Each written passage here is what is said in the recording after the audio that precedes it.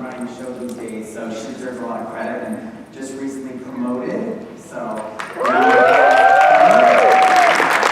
you everybody for being here, and also to my team, all of the NYC company team that are here, Makiko, Jeanette, Reginald, John, Lisa, our international rep offices, Amanda Hills, Danny Roman, Sharman Singh, Carlos Laval. Thank you for everything that you do to support us internationally. And I just want to thank the Las Vegas CBA, as well as US Travel and Grand USA, and all the leadership that's here. Chris, Aaron, I want to thank Roger Dow, Tori Barnes, Greg Staley is here for all their support. It's great to be here to represent New York City. And of course, it's incredible to see all of you. And I just want to thank you for all your incredible support. Our CEO, Fred Dixon, could not be here today because he is back in New York at the World Cup 2026 site visit. But he did want me to personally send his gratitude to all of you and his thanks for all that you do to help preserve and help us recover international and domestic tourism to New York. Well, it's hard to believe that we were last at an IPW together in 2019. It was Anaheim, California. Can you believe it's been that long? But we've come a long way, and we've been through a very, very difficult time. But I'm happy to say that we are very much on the road to recovery.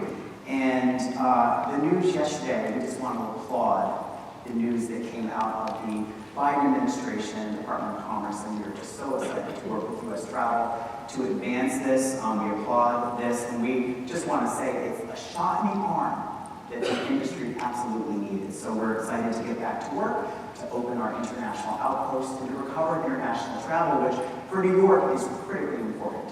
We have a 30% market share of all international travel.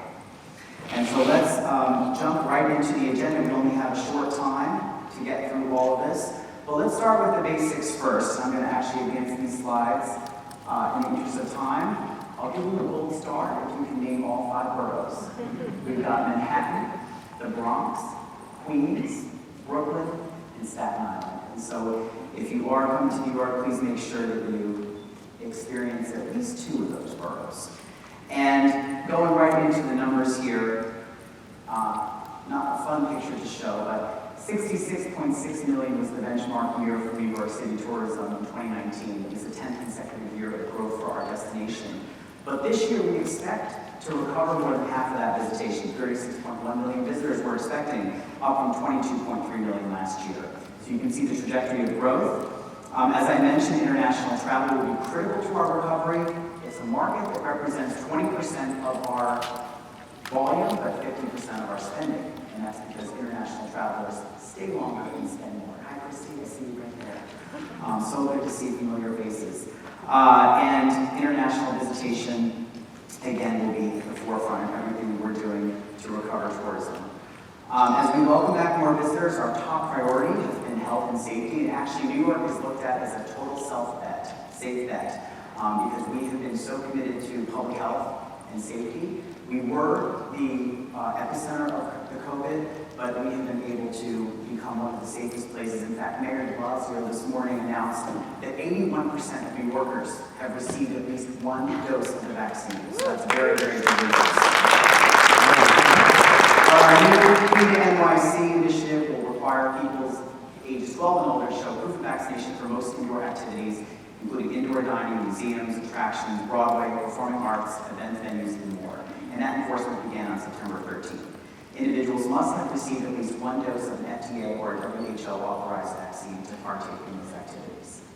Now on to infrastructure. During the pandemic, New York was upgrading its front door with the Moynihan Train Hall at Penn Station and the first rebuild of an American airport in the quarter century. We have LaGuardia, which is a brand new, shiny welcome mat right in New York. The new arrivals and departures hall at Terminal B was a significant milestone, an $8 billion project.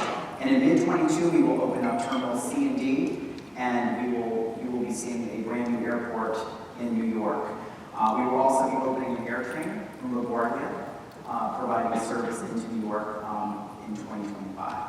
And at Newark Liberty, an all-new Terminal A will open in phases next year, beginning in the spring, to replace the old Terminal 1. It'll have 33 new gates, as well as roadway and airside improvements, and a new parking garage. And of course, JFK is also going to be upgraded. So a lot of infrastructure, including the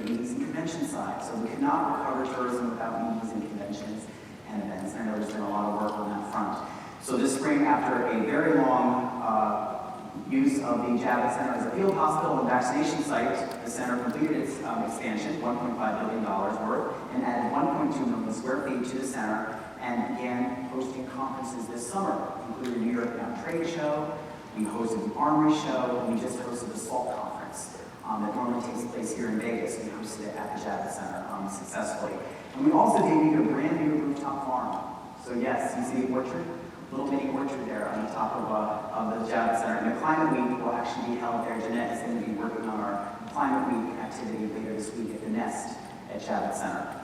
So even during difficult times, New York continues its upgrades. We have 110,000 hotel rooms that are going to be back in service by the end of this year. And that's actually pretty good considering the struggles that we went through during the pandemic. New brands such as Margaritaville Resort in Times Square, yes, Jimmy Buffett. We have the Graduate Hotel in Roosevelt Island. The Penn Manhattan West was just debuted last week, modeled by Hilton. The Civilian Hotel coming later this fall. The Virgin brand coming. And of course, the crown jewel, the Amman, New York, which will be in the historic Crown Building on Fifth Avenue. And that opens in mid-November. Other new properties include the Ace Hotel Brooklyn, the Renaissance Hotel Harlem, and the city's second Ritz-Carlton in the city's Nomad neighborhood. I see Bob Hoffman here from Broadway inbound. Thank you, Bob, for being here, and we're really excited to announce that Broadway has returned to New York City.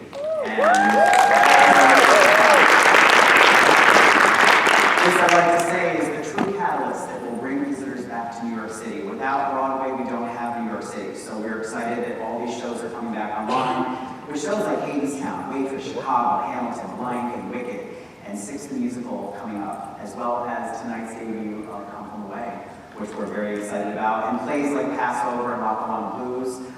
It is so essential to include a Broadway show, and also to plan to buy that Broadway ticket ahead of time. So plan if you can. As much as possible. So with Broadway's reopening, we put a big spotlight on Times Square. You may have gotten our announcement. It's on the IPW online press room. And today's luncheon will feature a performance by the Broadway divas. But there's no reason why we can't start writing those great stories about the crossroads of the world